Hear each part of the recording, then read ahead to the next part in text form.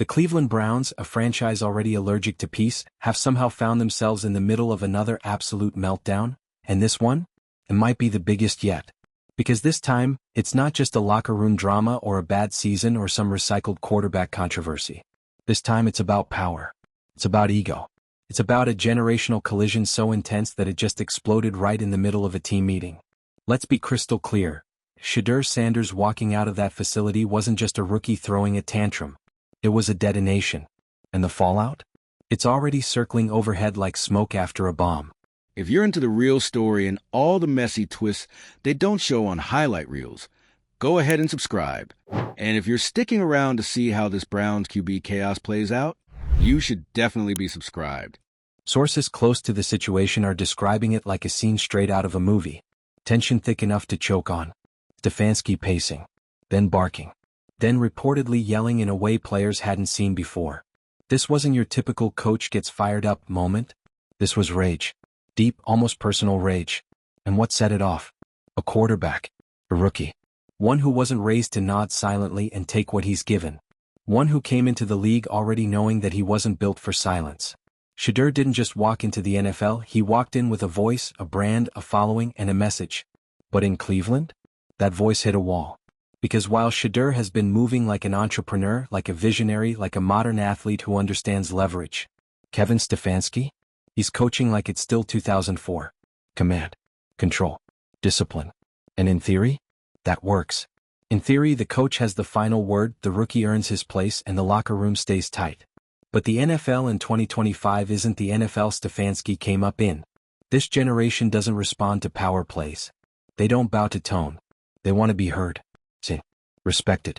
And when that doesn't happen, they leave. Which is exactly what Shedeur did. No warning. No grandstanding. Just a quiet, surgical walkout that sent shockwaves through the entire franchise. And the worst part? It's not just about two men. It's not just a personality clash. It's the entire building. Because the second that door closed behind Shedeur, the locker room started to split. Some players reportedly stood up for Stefanski. The old school guys. The ones who believe you keep your head down and earn your stripes. But others? They were already texting Shedeur. Already checking in. Already saying, "You good, bro?" That's when ownership felt it. That's when phones started ringing upstairs. Because this wasn't a rookie mistake. This was a full-on fracture. And now the Browns are staring at a nightmare scenario. Not just losing a young, talented quarterback, but losing the locker room. Losing the trust. The structure. The glue. Let's talk about Kevin Stefanski for a second. Here's a coach who has, to his credit, stabilized this franchise more than most. He's led this team through bizarre injuries, inconsistent QB rotations, and the always unpredictable Cleveland sports media circus. But this is different. Because this isn't a quarterback who can't read coverages or fumbled a post-game presser. This is a quarterback who just made a conscious choice to remove himself from an environment he no longer trusted. And when Stefanski blew up behind closed doors, when his voice reportedly shook walls, when his fury spilled into interviews, what he didn't realize is that he might have just proved Shedeur's point. That this environment isn't built for evolution. That this leadership style doesn't bend. It breaks. And here we are, broken. Let's not forget who Shedeur is. This isn't some practice squad hopeful who got overwhelmed by NFL speed. This is a cultural juggernaut. A quarterback with a bigger online presence than some teams. A rookie who turned down $2 million in endorsements because he knew his time was still coming. He didn't walk into the league asking for handouts. He came prepared to earn. But not at the cost of being devalued, disrespected, controlled. And that's the uncomfortable truth the Browns are going to have to face. You can't lead players like Shedeur the way you led rookies 10 years ago. He's not looking for permission to speak. He's expecting a seat at the table. The thing that makes this whole situation feel nuclear is that there was a way out. There was a world where Stefanski sat down, reset the tone, and said, "Let's talk." Not coach to player, but leader to leader. But he didn't. Instead, it was fire and fury. And now the damage might be irreversible. There's talk, serious talk, of a trade. Of disciplinary action. Of meetings with ownership to decide what the hell happens next. And whatever happens, it's going to change this franchise forever. Because if Shedeur walks and Stefanski stays, you send a message. Disciplined dialogue. Old school, new voices. And if Stefanski walks and Shedeur stays, you just gave a rookie the keys to the kingdom. Either way, there's no easy exit from this maze. The media has already sunk its teeth in. Every network is circling this story like sharks. Every analyst with a mic is chiming in on what went wrong in Cleveland. And the takes, well, they're flying. But under all the noise is a real question that the NFL can't ignore anymore. What happens when the modern athlete refuses to shrink to fit? What happens when leadership doesn't evolve fast enough for the players it's supposed to lead? This isn't just a Cleveland thing. It's a league-wide crisis waiting to happen. Because there are more Shedeurs coming. More athletes who walk in with influence, strategy, business acumen, and expectations. Not just to play, but to be partners in their own careers. And if teams don't catch up, more walkouts are coming. More coaches will snap. More locker rooms will divide. This situation, messy, dramatic, emotional, is a mirror for every front office that still thinks control is the same as leadership. It's not. And now the Browns are being forced to confront that truth in the harshest possible way. They've got 48 hours to decide what kind of team they want to be. Do they double down on tradition? Or do they pivot, risk everything, and step into the future? Because the only thing worse than what's already happened is doing nothing. Let this linger and the team implodes. Let this drag and Shedeur becomes a symbol, not of disrespect but of resistance. Fix it now and maybe they salvage the season, the franchise, and their identity. But if they don't? If they blow this walkout will go down as the day the Browns weren't just beaten. They were exposed. And the legacy they'll leave? Not one of football glory, but of a team that couldn't keep up with the future. And the player who dared to walk out before it crushed him. Watch this space. Because in Cleveland, where chaos seems to grow like weeds between every yard line, what comes next is less about football and more about identity. About philosophy. About which side of the line the Browns decide to stand on. And make no mistake, there is a line. On one side you've got Shedeur Sanders, young, modern, digitally fluent, culturally magnetic. A quarterback with vision beyond the huddle. He's not just playing for first downs. He's playing for firsts, first in line to represent the new wave of empowered athletes who aren't here to be molded, muted, or micromanaged. They're here to lead on and off the field. And on the other side, you've got Kevin Stefanski, a coach who, until recently, was praised for keeping things stable in Cleveland. A guy who seemed like the adult in the room during years of quarterback carousels, PR nightmares, and roster reshuffles. But now he looks like the face of a structure that refuses to evolve. The kind of coach who wants respect before relationship, order before openness, silence before substance. And here's the problem, those things used to work. That era of my way or the highway coaching. It used to be gospel. Quarterbacks would get chewed out, go home, stew on it, and come back the next morning trying harder. But that was before the social age. Before athletes had platforms bigger than the teams they played for. Before a player could step out of a facility and be heard by millions before the coach even finished his press conference. And that is the powder keg Cleveland just lit. Because this isn't just a disagreement. This is a generational standoff. A public, very messy reminder that the old way of doing things, the quiet locker room politics, the unchecked coach's authority, the top-down command structure, doesn't work on players who know they can walk away from disrespect and still have power, still have value, still have a voice.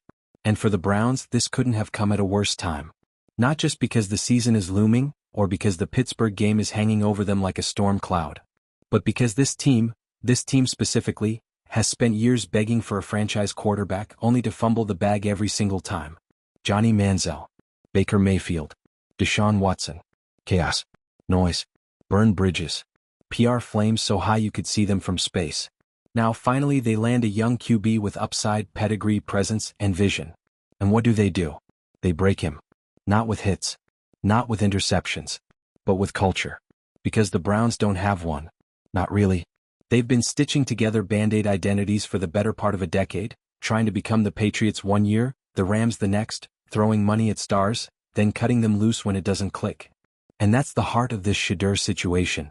This team doesn't know who it is, and it just got called out by someone who does. That's why Stefanski snapped. That's why the players are split. That's why ownership is reportedly losing their minds in high-level meetings as we speak. Because when Shedeur walked out of that meeting, he didn't just walk away from a disagreement. He walked away from uncertainty. He saw a team that couldn't handle his voice, his presence, his confidence, and he said, "I don't need this." And that's terrifying to the old guard. Because they don't know what to do with a player who doesn't need them.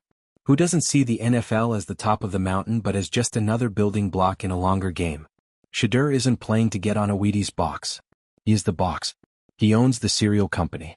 He's got brand leverage, business plays, cultural capital. He's already moved more product than half the league starters, and he hasn't taken a regular season snap. So when he walks out of your building, he takes eyeballs with him. He takes influence.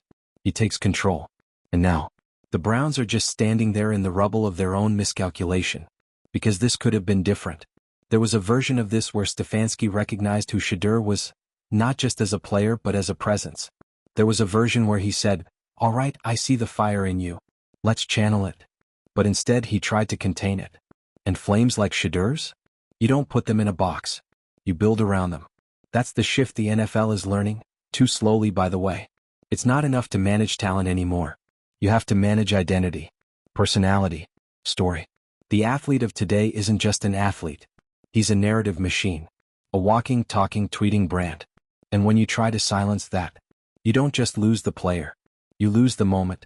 You lose relevance. And the Browns, if they're not careful, are about to do exactly that. Because what's next? They've got options. None of them easy. None of them clean. They could fire Stefanski. But that sends a message that one player has more power than a coach. And that kind of message in NFL circles sticks like gum on a cleat. They could trade Shedeur. Ship him off to a team more aligned with his personality. But now you've got headlines for months. You've got fans rioting online. You've got cameras following him to his new team like he's LeBron in Miami. Or, they could do the impossible. They could evolve. They could sit both men down. Behind closed doors. No mics. No leaks. Just real talk. They could own the mistakes. Hear each other out. Reset. Because that's what real leadership looks like. Not just chest puffing. Not just doubling down. Adaptation. The teams that win in this era? They evolve faster than the chaos. But the Browns? They've never been known for speed in that department. And so the clock ticks. The media swarms. The fans wait, divided. Angry. Confused. And Shedeur? He's watching too.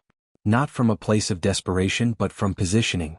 Because let's be honest, he doesn't need Cleveland. He doesn't need this drama. He's got offers lined up. Supporters by the thousands. Teammates in other cities texting him, "Bro, come play here. We got you." He's not out of options. But the Browns? They just might be. Because the next move they make? That's not just about a quarterback. It's about everything. Culture. Leadership. Vision. Survival. Make the wrong move now and you don't just lose Shedeur. You lose the entire future. And still the Browns haven't moved. No statement. No press conference. No apology. No resolution. Just silence. A silence that, with each passing hour, gets heavier. Louder. More damning. Because in the NFL, silence in moments like this doesn't read as calm. It reads as clueless. Meanwhile, the clock keeps ticking, and every second that goes by without a clear response from the front office is another second where Cleveland feels less like a franchise and more like a reality show that forgot it was being filmed. You can feel it in the locker room. You can feel it in the stadium hallways where staffers are whispering, where players are giving side eyes during walkthroughs, where leadership is suddenly too busy to answer questions. And you can absolutely feel it in the media frenzy outside, where the headlines have gone from incident to implosion. Because at this point, let's just say it, this isn't just about Shedeur Sanders leaving the building. This is about whether the Cleveland Browns know who they are at all. Do they side with the old structure? The coach? The code of conduct? The belief that respect must be earned, and rookies fall in line? Or do they side with the moment? The future? The understanding that empowerment is not insubordination, it's inevitability? Because here's the part that's really shaking ownership right now, whether they'll admit it or not. The fans are split, but the culture isn't. The culture has already picked a side, and it's not wearing a headset. Because when the clip of Stefanski reportedly going off leaked, when players described him as snapping and losing it and screaming like he'd been personally betrayed, that didn't look like strength. That looked like insecurity. Like the old system panicking because the new system just stood up, called its bluff and walked out of the room. And let's not pretend this was some diva moment from Shedeur. He didn't storm off mid-practice over a play call. He didn't yell back. He didn't throw a helmet. He left. Silently. Intentionally. Powerfully. Because sometimes the most damning statement a player can make isn't with words, it's with absence. And his absence? It's now casting a shadow over the entire franchise. Because here's the question no one in Cleveland seems ready to answer. What if Shedeur was right? What if the culture is broken? What if the coaching philosophy is outdated? What if a rookie quarterback walking out wasn't a tantrum, but a mirror? And what it reflected back was a franchise still clinging to a system that stopped working 5 years ago? The uncomfortable truth is this. Shedeur might be the only one in that building who actually understands what's coming. He's not just thinking about this week. He's not even thinking about this season. He's thinking about trajectory, his brand, his legacy, his future. And staying in a situation that doesn't respect his voice? That doesn't value his mind? That wants him to shrink for the sake of team culture? That's not leadership. That's sacrifice. And he's not here to be sacrificed. Not for Cleveland. Not for optics. Not for the outdated mythology of, you gotta pay your dues before you get to speak. That myth is crumbling. Fast. Across sports, across leagues, across the world. Athletes are done being told to wait. To hush. To earn the right to matter. Shedeur isn't trying to skip steps. He's trying to build his own staircase. And what we're seeing now is what happens when that kind of athlete collides headfirst with a system that was never designed to accommodate him. The Browns thought they were drafting a quarterback. They didn't realize they were drafting a movement. And movements don't play nice when you try to silence them. So what now? Does Shedeur return? Does Stefanski get a warning, or a pink slip? Do they sit in a room and hash it out? Honestly, that depends on one thing. Whether anyone in that building is willing to admit they were wrong. Because that's what it's going to take. Not a PR-crafted apology. Not a forced handshake at practice. Not a two-line statement about working through our differences. It's going to take someone, anyone, standing up and saying, we failed to adapt. We tried to manage a modern player with outdated tools. And we got burned. That's the truth. And truth is in short supply in Cleveland right now. Because behind closed doors, the panic is real. You've got ownership calling emergency meetings with PR teams and player reps. You've got internal factions forming, coaching staff versus front office, veteran players versus young ones, old school versus new school. This isn't just a quarterback crisis. It's a culture collapse. And it's not hypothetical anymore. The team is in free fall, and the longer they wait to address it, the harder it becomes to recover. Because here's the other reality, Shedeur doesn't need them. He doesn't need Cleveland. He doesn't need Kevin Stefanski. He doesn't need the playbook if the team culture is hostile to his existence. He can leave. He can sit. He can wait it out and still win in the long run. Because the court of public opinion? It's leaning his way. The fans may not all understand him. But the future does. The younger generation sees what happened and immediately gets it. They see a player trying to be more than a pawn. They see a team clinging to outdated authority. They see a culture that values obedience over innovation, and they're not with it. This isn't just about leadership styles. This is about generational divide. It's about power. Who has it? Who's allowed to use it? Who gets punished for stepping outside the script? And Shedeur? He stepped outside the script on purpose. Because he knows that the future of sports doesn't belong to the quiet. It belongs to the aware. To the strategic. To the athletes who understand that value isn't assigned, it's claimed. And if that makes traditional coaches uncomfortable, so be it. The game is changing. And right now, Cleveland has two choices. Change with it. Get left behind. Because Shedeur Sanders isn't waiting around to be told who he is. He knows. And if the Browns won't see that, someone else will. The question isn't whether Shedeur comes back. The question is whether the Browns deserve him if he does. This doesn't feel like just another chapter in the Cleveland Browns' long saga of dysfunction. This feels like the point of no return. Because once a player like Shedeur Sanders walks out of your building, not because he lost a job or broke a rule or blew a coverage, but because he felt disrespected, you don't just fix that with a team dinner and a pep talk. Respect isn't something you toss around like a pre-game speech. It's either baked into the culture, or it's not. And right now, it's not. Every hour that passes without a resolution, the Browns are bleeding credibility. Internally, externally, in the media, in the locker room, in the culture. Players are watching.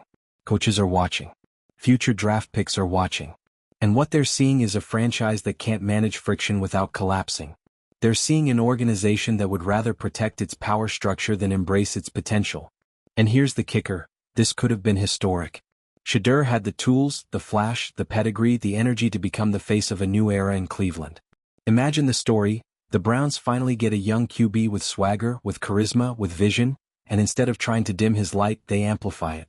build around it, learn from it. That's not just a team strategy. That's a business model. But instead, they tried to mold him into something he's not. Silent, obedient, unremarkable. And now, they're left holding the shattered pieces of a relationship they never fully valued in the first place. It didn't have to be like this. But now it is. And here's the truth they're going to have to face whether they like it or not. If Shedeur doesn't come back, if this walkout turns permanent or even worse, publicly justified, it's not going to be the end of the drama. It's going to be the beginning of a reckoning. Because this isn't just about a quarterback leaving. It's about a new generation of athletes realizing they don't have to stay where they're not respected. It's about realizing they can walk away and still own the narrative. And Shedeur? He just did exactly that.